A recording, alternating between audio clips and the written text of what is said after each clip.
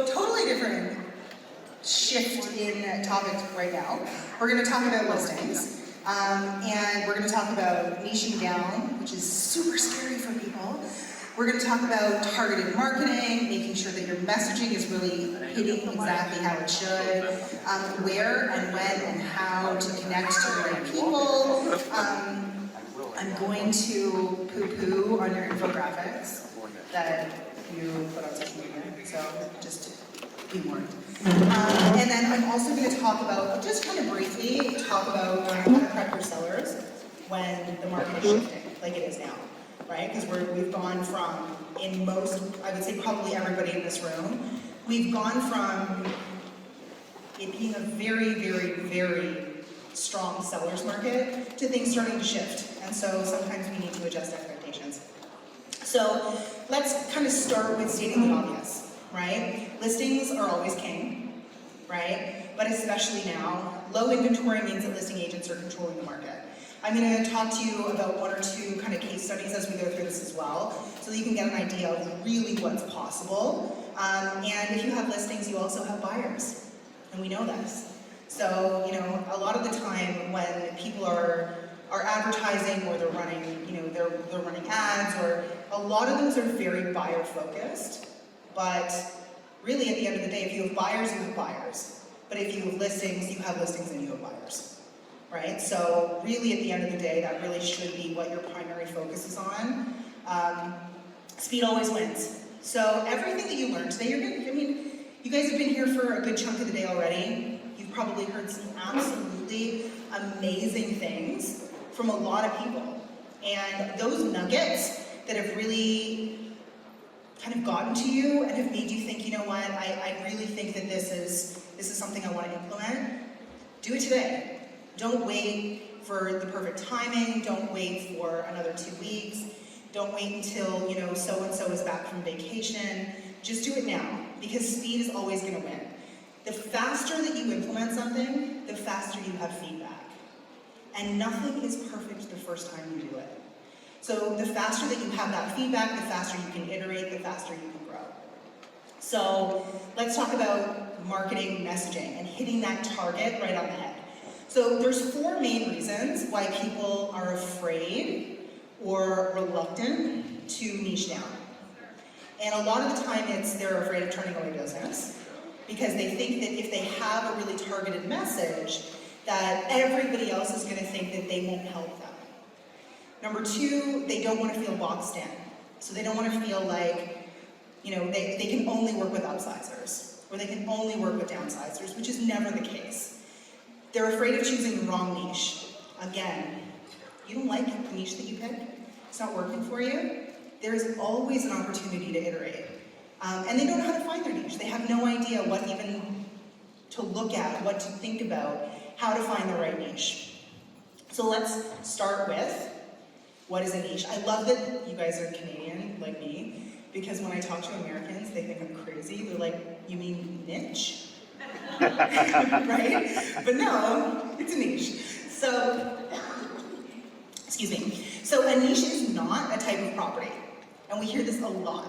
I'll say, okay, have you thought about what kind of a niche you want to specialize in? And people will say luxury, or townhomes, or they'll give me a zip code or a postal code. And that's not really a niche. We have this incredible, and I'm going to talk about this again in a second, we have this incredible ability to actually niche down in terms of human demographic, which is actually going to make your marketing work even better. Right-sizers. Right-sizers is not a niche. Guys, everyone is right-sizing. Right-sizers is just not having a niche at all, because nobody is not right-sizing. So again, real estate terms that for the most part don't really mean anything. Geolocation or farm area. I'm going to talk about this a little bit more, but again, if you were here this morning when I talked about kind of old versus new, we used to have to geofarm. We didn't have the internet. And the only way to be consistent and frequent in front of the people that you wanted to reach on a consistent basis was to manually, physically be in front of them. But we don't have to do that anymore. So we actually have this incredible ability to reach people deeper based on their pains, their problems, their fears and their desires. So actually not focusing on a location, broadening it out a little bit more and getting more targeted in terms of the type of person that you're helping will actually make your marketing work a little bit better. So let's talk about kind of breaking through the noise. Here are some messaging mistakes that we see. And we see these kind of mistakes all the time. Ara told me I needed to move around this morning, so I'm trying to walk and move my legs. How much better do you feel? So, messaging mistakes that we sometimes hear. I'm here for all of your real estate needs. If you feel called out by any of these, I'm sorry. That's what I'm here for. So, I'm here for all of your real estate needs. Basically what that means is I'll take what I can get. Right? What the public hears is, he's not picky. I can help you buy, sell, rent, and invest from here in Timbuktu. Same message, same thing. I don't specialize.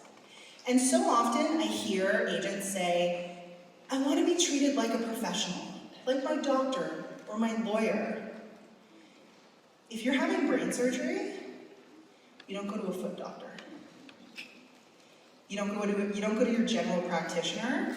You ask for a specialist. It's the same thing. Even lawyers, you don't go to a criminal lawyer for a real estate law. Everybody specializes. Realtors, for the most part, are too afraid to niche down, and so what it does, the whole industry is kind of like devalued. So the more you specialize, and the more you can say, this is what I do, and I do it better than anyone else. There's something really attractive about that. Vague messaging taglines. We're seeing a little bit less of this. Most of the time you see this on billboards, but it's going to be things like integrity, value, perseverance.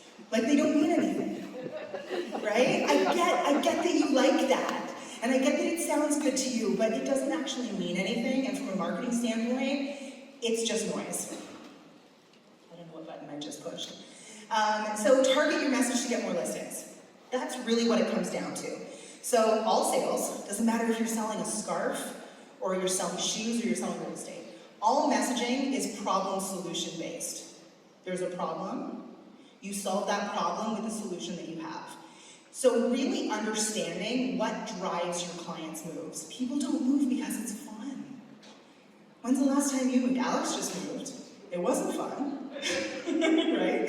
And so really at the end of the day, you have to understand that like for us, it's an everyday thing. We're constantly helping people move. They're buying, they're selling, they're packing up, they're doing all the things, but it's not fun for them. People move because there's something in their current situation that doesn't serve them.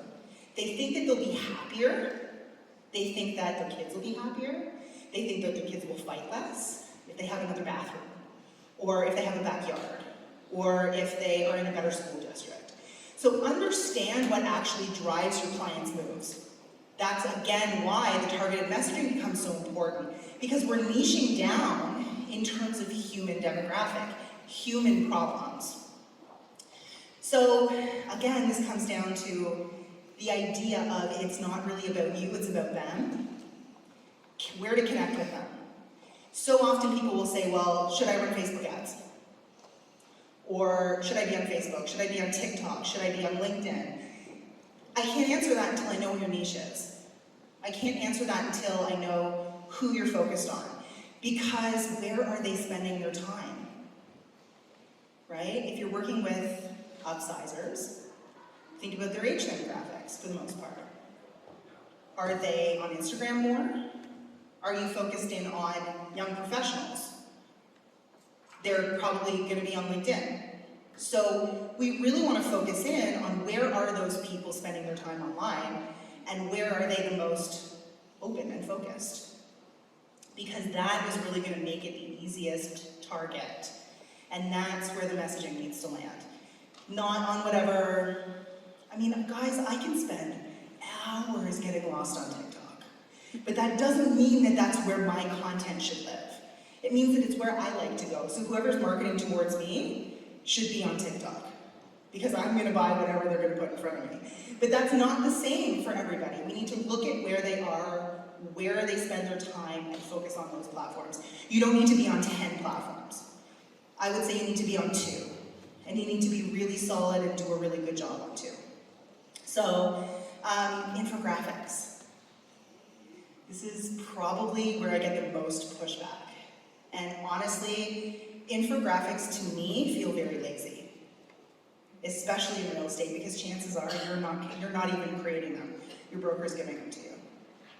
And you're pushing them out because they have some branding on them. In order to create value in the marketplace, you have to interpret the data. You can't just be the provider of data. Back in the day, agents were the only people who had access to data.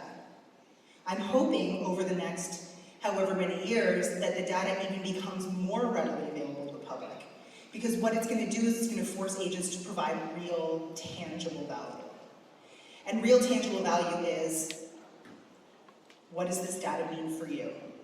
Ara actually, and I know I talked about him before because I love him, but he does something really, really great where he uses the line, here's what this means for you. That one line is an absolute game changer because you're taking this data that is readily available to everyone, and instead of just putting it in a pretty picture and throwing it out onto social media, you're actually allowing you to be positioned as an expert. When you use infographics, you are losing the ability to connect with your audience. You're losing the ability to actually not only interpret the data, but also make predictions, talk about trends. And you can position yourself as a real, true expert because no one else is doing it. This is super easy to do, right? We understand the data, but we're making assumptions that other people understand it when they don't. And it's the reason why you see these super inflammatory news articles that you're like, where did this come from? And it's because someone else is interpreting the data not in the right way, and there's nobody showing up in that demographic or in that market as the trusted resource for telling the truth, interpreting the data, being the expert. So, specialized service for your target market. This is the second layer of all of this.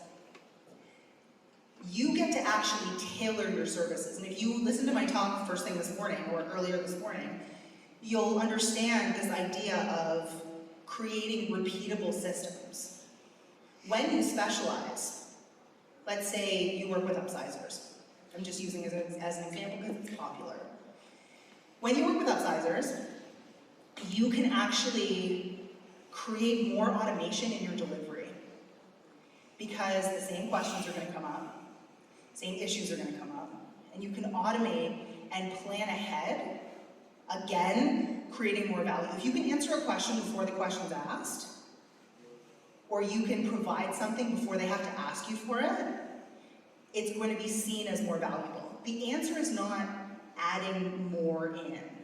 A lot of agents will see their services or what they do, and they're like, well, I have to compete with all of these other big teams, or I have to compete with all of these other people, and so I have to stage, and I have to do this, and I have to do that, and I have to do this. And really, at the end of the day, your profit is going down and down and down and down. And you don't have to do all of it. More value doesn't mean more things added into the bucket of what you do. You don't have to pay for their moves. You don't have to put in new kitchen cabinets for them. You can, but you don't have to. Instead, you want to create a unique service package that specifically meets their needs. And I wish I could be more specific about this, but we'd be here all day. And I need to know your niche. What do they need? So if you give them exactly what they need, you don't have to give them anything extra, because that's not valuable to them. Problem solution. The right solution rather than all the things, right? And really kind of basic sales, everybody's looking for better, faster, or cheaper. You need to be 2 of the 3. Don't be cheaper, please. Don't be cheaper. Because at the end of the day, the cheaper that we all are, the more space we're creating for the iBuyers, for the Zillows, for the people coming in who undervalue the actual human service that we provide. This is Heather. I talked about her this morning. She's amazing. Her daughter's sick, so she's not here today. But Heather has started the year with $100 million in pipeline. Started the year. It's before we did any marketing, because it was rollover from last year. She's got tons and tons of listings. And this is not an overcomplicated process. We niched down, we targeted the message, pains, problems, fears, and desires. She knows those things like it's second nature to her. And we worked on storytelling. Stories are 22 times more memorable than facts. The better a story you can tell, the more people are going to feel it. People make decisions emotionally before they make them logically. I'm sure you've all worked with a buyer who's walked into a home that meets none of their checklist. And they say, this is the one. And you're like, seriously? And it's because they felt it. It's the same thing when they're choosing you. It's the reason why people lose business to people's cousins. There's trust, inherent trust there. So how do we build more trust? How do we create a better system for all of this?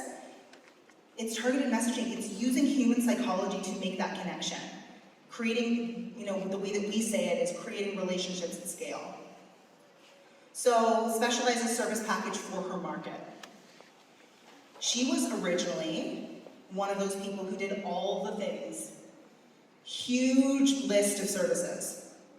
And then we went through and we said, what do these people really need? What is going to create the most value for them? We cut everything else out.